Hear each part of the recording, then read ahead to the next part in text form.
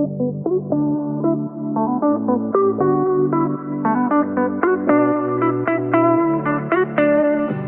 listening to the Reality of It All podcast, candid conversations about today's hot topics.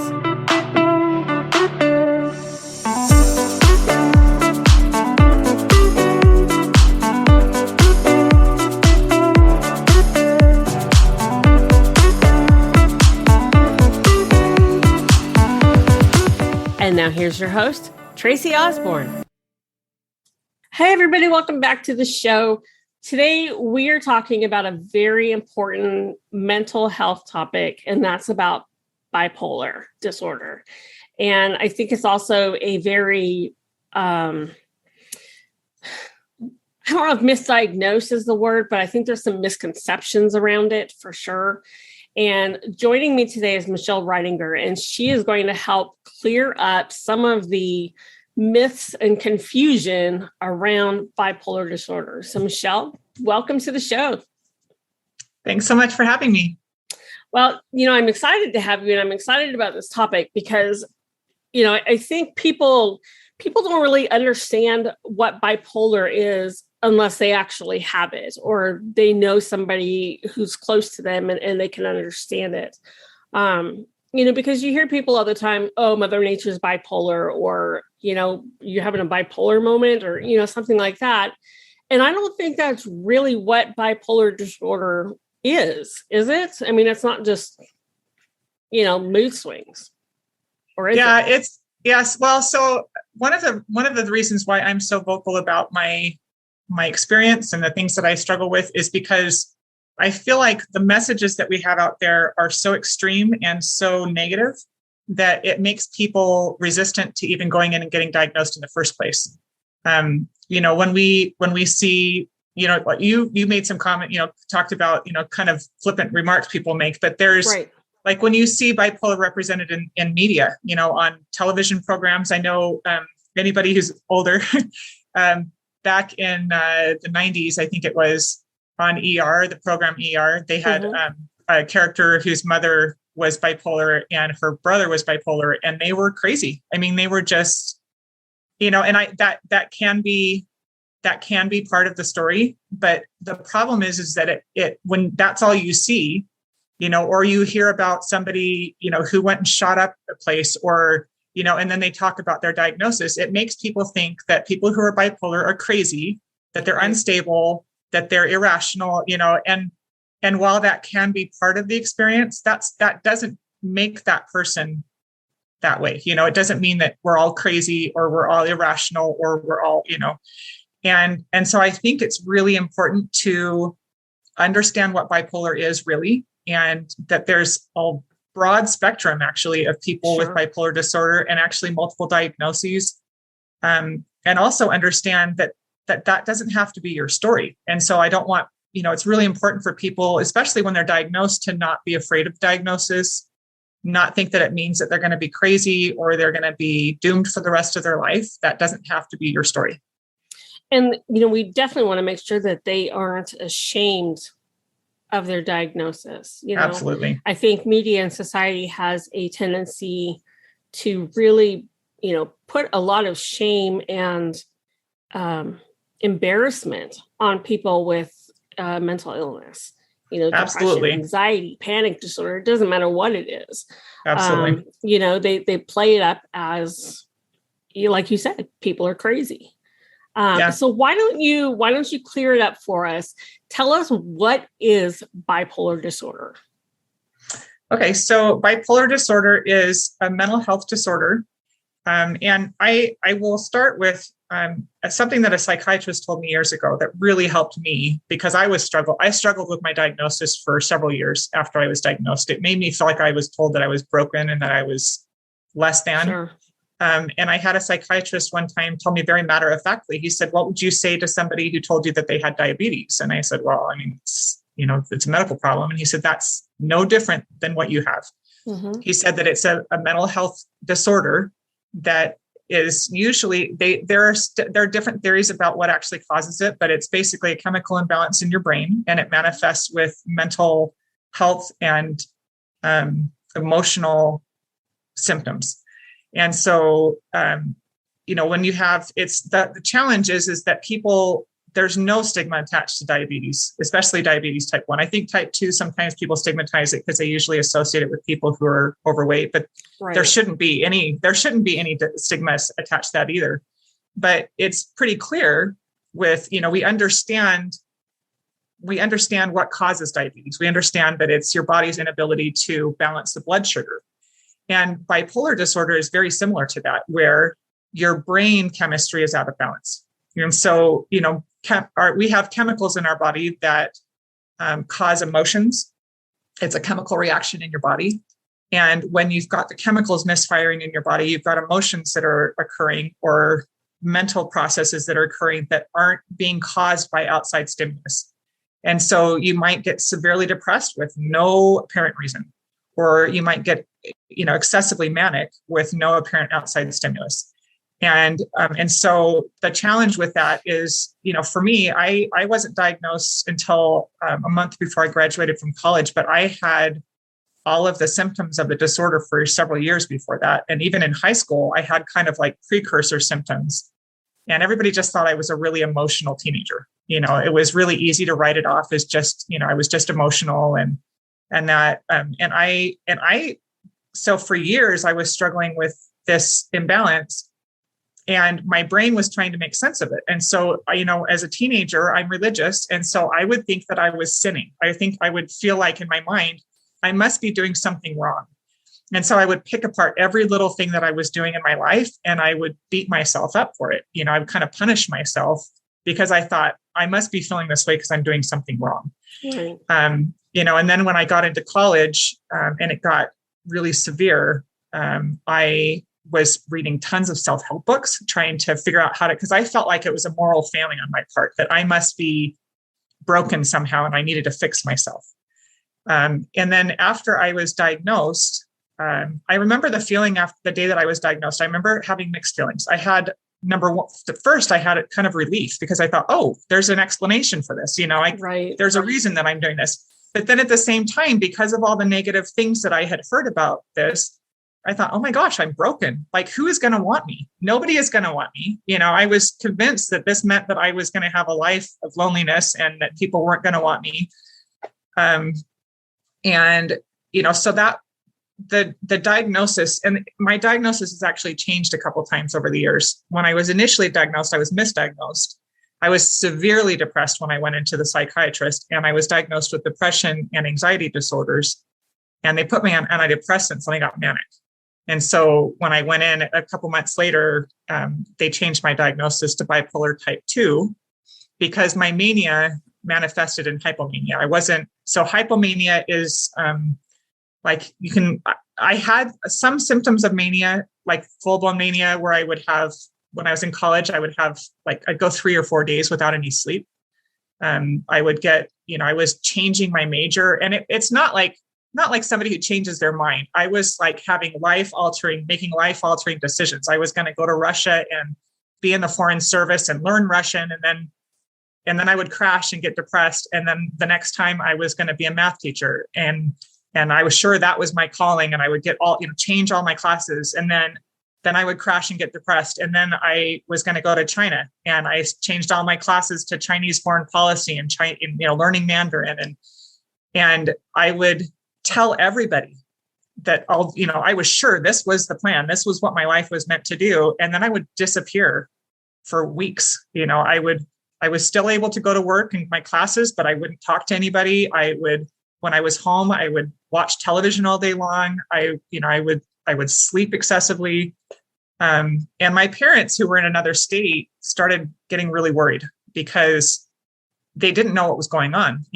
For a couple of weeks, they'd hear from me every single day, and I would talk really animatedly, and I was, really excited and really kind of hyper.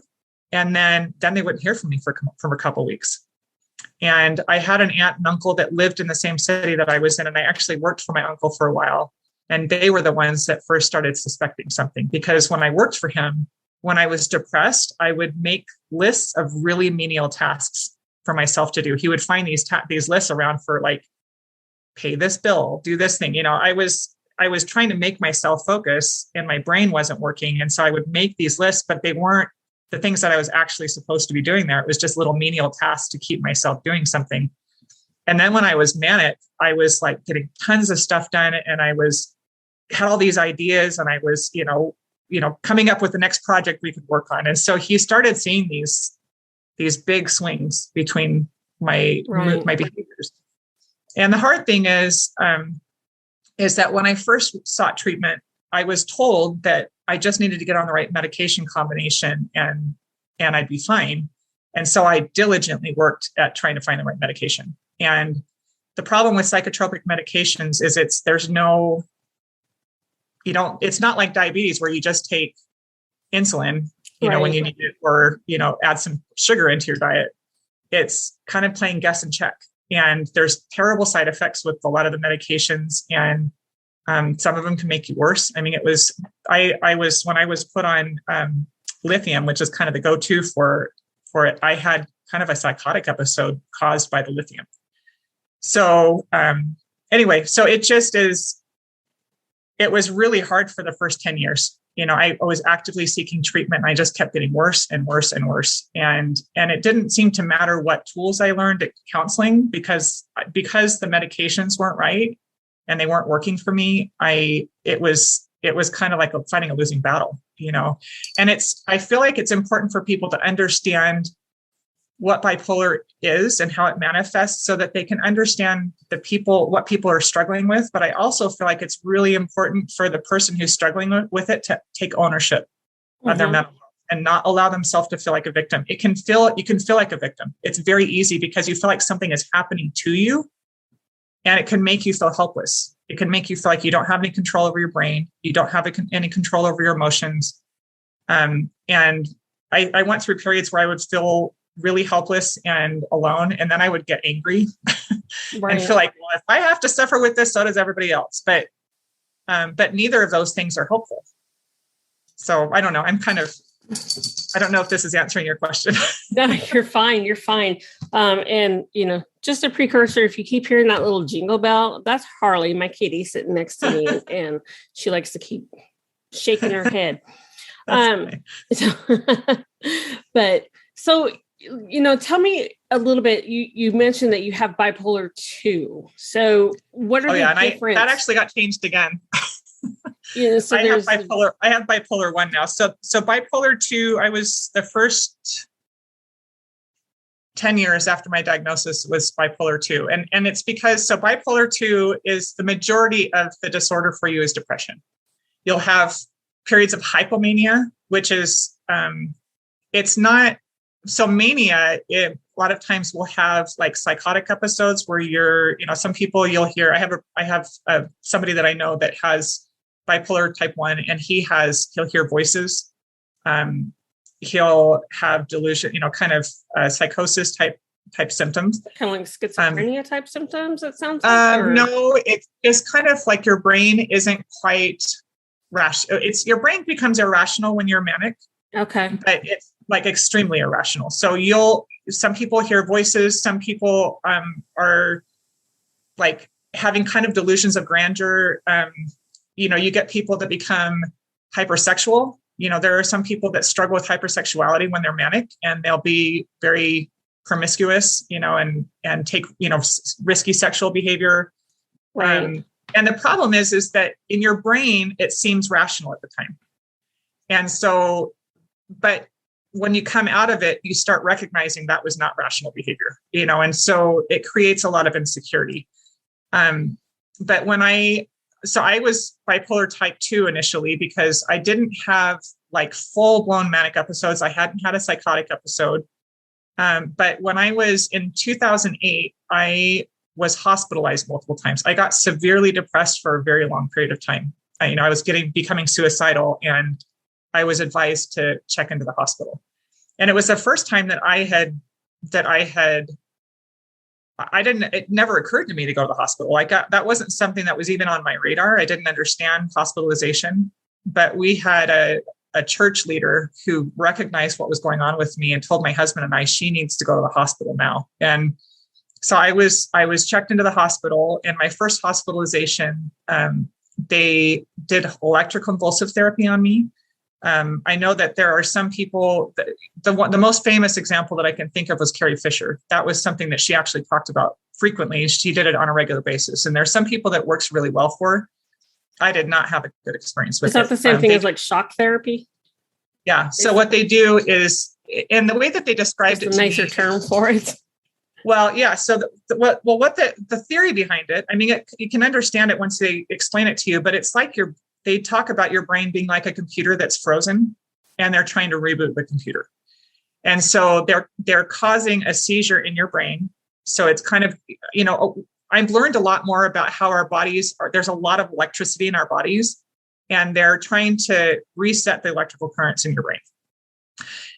But the problem is that doing that can cause memory loss. That whole period of time, I was hospitalized during 2008. There was about 3-month period of time where I was in 3 different hospitals. I was in a hospital for a while, and then I was checked out, and then I had problems, and then I was put back in the hospital and then checked out. And then I had a 3rd hospitalization. And during that time, I attempted suicide twice. And I probably should have said trigger warning, but I felt very hopeless. Like I felt like there was no solution, and my family would be better off without me, which I have since understood was not the case at all. But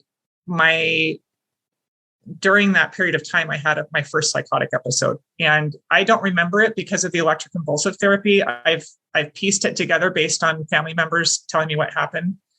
And so that was when my diagnosis changed from bipolar type 2 to bipolar type 1. But the thing that I learned from all of that, first of all, is learning how to be an advocate for yourself. I had, in my first hospitalization, I had a doctor that didn't know me at all. She was treating me for the first time. And I was trying to tell her about the negative experience I had with lithium, that I had I felt like I was going crazy. When I took lithium for the first time, I was on a bus on my way to work, and I felt, this is going to sound crazy, but I felt like I could feel the neurons in my brain disconnecting. And I called my mom when I got to work crying. And I said, Mom, I think I'm going crazy. And she called a friend of ours who has bipolar disorder, a friend of hers. And she said, get her off the lithium right away, that she's having a reaction to the lithium. And so when I told this doctor, that was 10 years before, when I told this doctor, that lithium, I don't have a good reaction to lithium, she dismissed it as saying that it must have been a psychotic episode. And I thought, no, it was the medication, but she wouldn't listen to me. She was convinced that I needed to be put on lithium. And I had the same thing happen again. And my psychiatrist, my personal psychiatrist, when he found out, was so upset. And he put in my file, he said, I'm going to put it in your file that you're allergic to lithium, so nobody ever tries to do this again.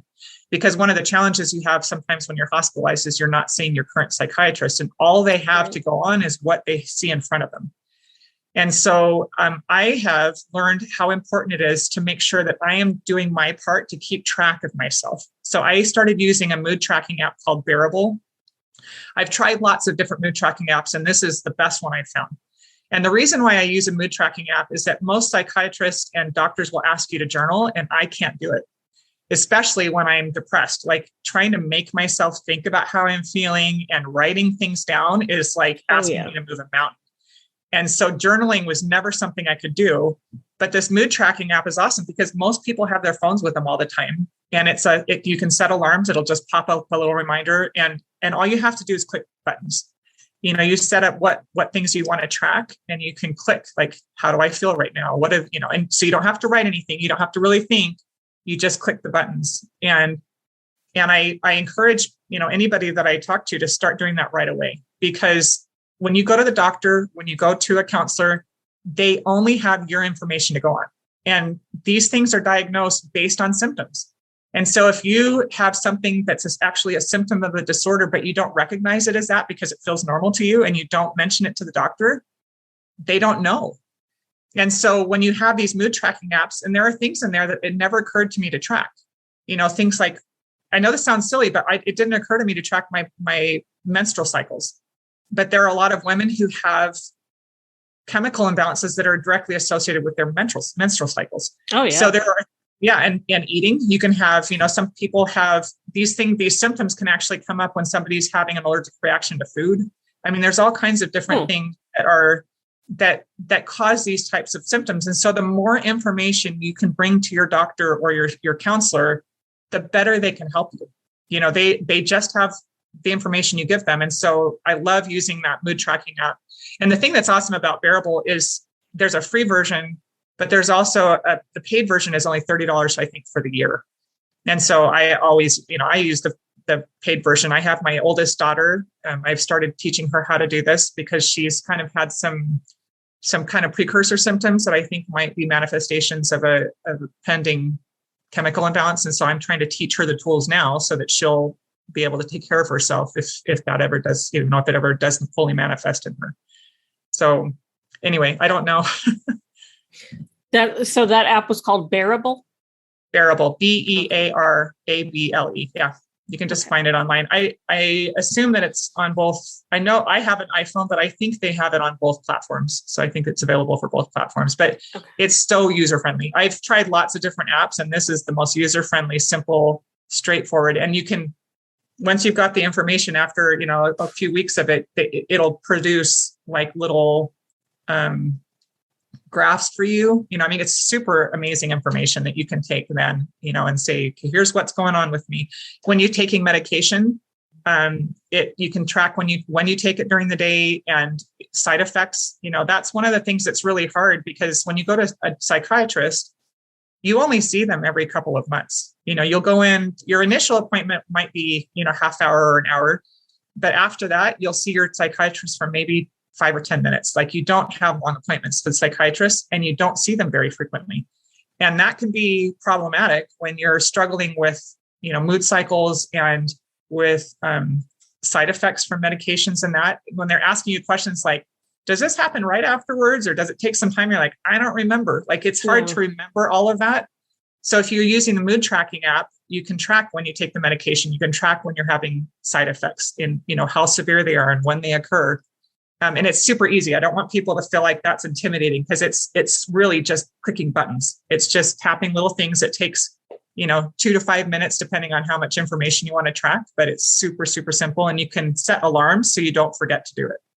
That's awesome. Listeners, I will look for those links, and I'll get them in the show notes for you so that you can download this app, because it sounds like an incredibly useful tool. So we've got a few minutes left. You mentioned advocating for yourself, and I think that is important no matter what you're dealing with.